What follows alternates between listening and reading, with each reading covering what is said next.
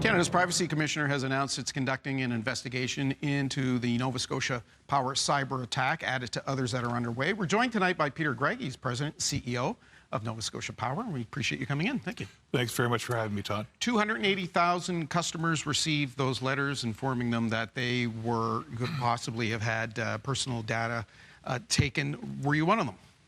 I was actually one of those 280,000. And just to stay, that we're really sorry that this happened. We know it's of concern to our customers, that it creates worry, and we want to make sure we're getting as much information to our customers as possible so that they can take action to protect themselves. What did you do when you found out? When I found out, I personally, I quickly went online to the TransUnion site. I used my code and I activated it. And I was one of those customers who had an easy time of signing up. It was a couple of minutes, and I've now got that credit monitoring. Okay. For anyone who may be watching who didn't receive a letter, does that mean they're in the clear, or are there more potentially coming? I guess as the investigation continues, we're deep into an investigation now, and I guess there's always a possibility that we identify something else. But as we stand now, that 280,000 really is what we see as the risk that customer data got out from that cohort of 280,000. There may be little bits and pieces here and there after that. That should be the bulk of it. When did you get the demand to pay a ransom? Well, maybe I'll give you a bit of the story. So we started seeing unusual activity on our system, our IT systems, on the morning of April 25th. And that's when we knew we started to identify that we had a problem. And then, that started the investigation. I'm trying to remember the entire timeline, but, we had a communication from the threat actor within days. I can't recall exactly when the ransom request came in, but it was in those number of weeks. Right. How much did they want? I wish I could share that with you, but I'm not at liberty millions, to share. Tens of millions? I'm just not at a position in this investigation that significant, sure. Okay. By not paying, that was you were advised not to pay. Yes. Not to pay it, right? By making that decision, wasn't that also a decision to put the responsibility then on the customers? Listen, that decision wasn't taken lightly. So we consulted with law enforcement, the highest levels law enforcement. And, we considered this deeply as a company as to what course of action to take. And based on that advice, we were advised to not pay. And we also looked at sanctions law as part of the input into that decision making, and it really put us in a decision where it was not advisable to pay the ransom. And really what that means for us is we've got a number of our back office systems. So the lights are on. Operationally, we're in good shape, but it's back office systems that we just don't have access to for a period of time. We have to build back secure access to those systems. Okay. Some companies, to be fair, have not paid. Yes. Several big companies that are household names. Others have. Yes. When the letter went out, everybody's getting the same letter. And I know some people are upset about that. Yes. Could the utility not have broken it down, made it a little more customized to say, here's what we know was taken from your account? That's a good question. Here's what we know was taken from... Because one of the things we're finding out from people is that they really don't know what to do with this letter.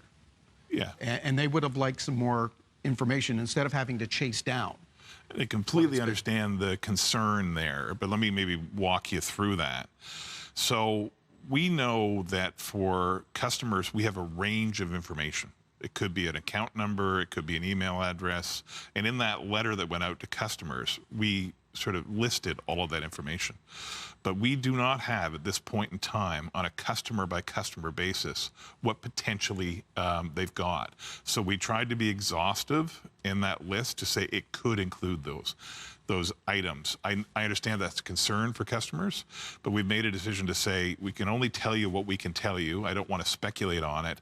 And so we tried to be exhaustive and then say the call to action is please register with TransUnion to get that credit monitoring service. One of the things, I'm sure you've heard this, and it's certainly on social media and everywhere else that people are upset about, is that they feel like it's their responsibility to do something about this and that the utility hasn't done enough.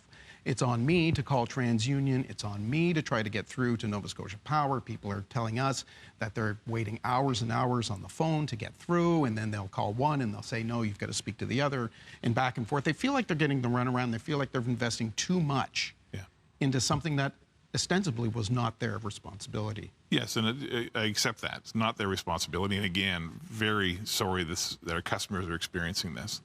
But we've taken an approach to try to be as transparent as we can be in terms of what we know. But it's not possible for us to register everybody for that credit monitoring service. That's a personal piece of information.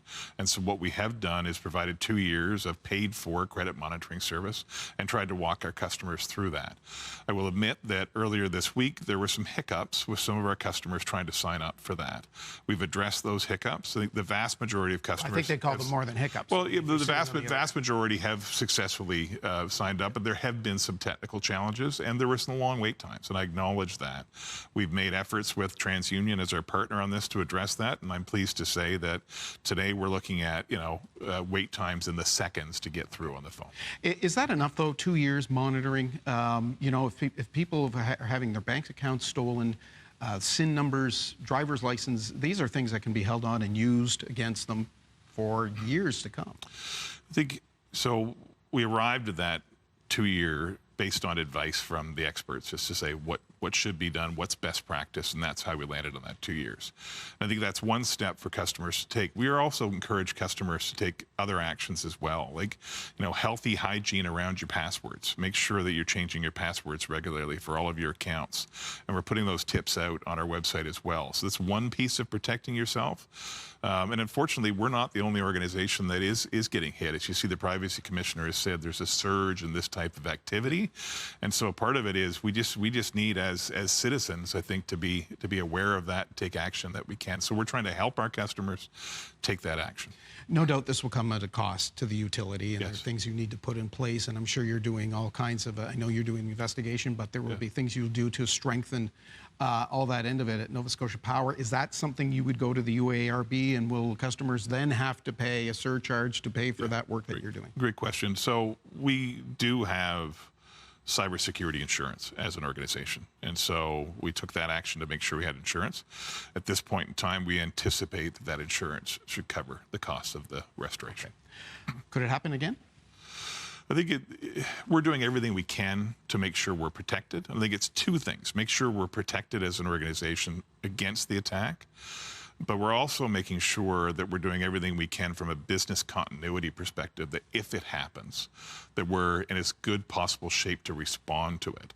Because I think the unfortunate reality is we continue to gain sophistication to defend ourselves, like other organizations do, but the bad actors are also getting more sophisticated as we go along. And so there's always a threat. We will take the action we think we need to do to get there and be as protected as we possibly can be. But it's one of those situations with cybersecurity, you can never rest and say, we're done, we're 100% secure. Peter Gregg, President and CEO, Nova Scotia Power. Thank you so much for coming in. Appreciate your time. Thank you very much, Todd. We'll take a break. We'll be back with a bunch more of your local news after this. Stay with us.